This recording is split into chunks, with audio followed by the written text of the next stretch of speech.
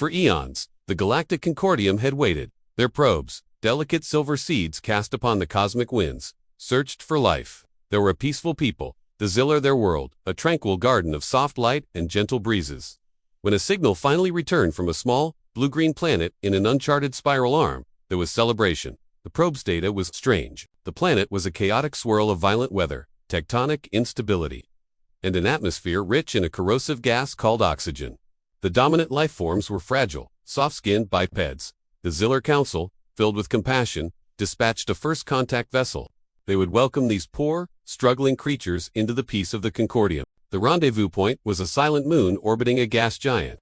The Zillar ship, a beautiful, pearlescent vessel resembling a sea-smooth stone, waited. The approaching ship from the Deathworld, as the Zillar had nicknamed it, was a monstrosity. It was a brutalist block of scarred, pitted metal, bristling with protrusions and ugly scorch marks. It looked less like a vessel and more like a weapon that had survived 1,000 battles.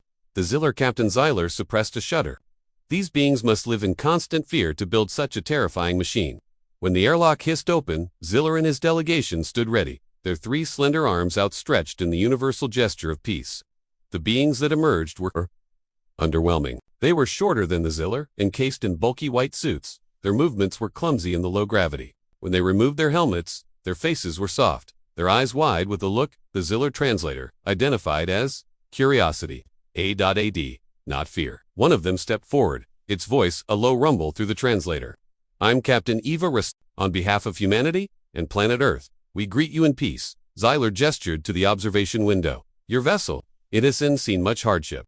Captain Rostova chuckled, a strange, guttural sound. Oh, this old girl? The Endurus? Yeah, she's tough. We had a bit of a micrometeoroid shower on the way through the asteroid belt, and the grav drive had a slight meltdown, leaving Jupiter's orbit. But we patched her up. Xyler's 3 eyes blinked in unison. A meltdown? They just patched it up. His ship's delicate systems would have been vaporized. Your journey was perilous, he asked, his voice trembling slightly.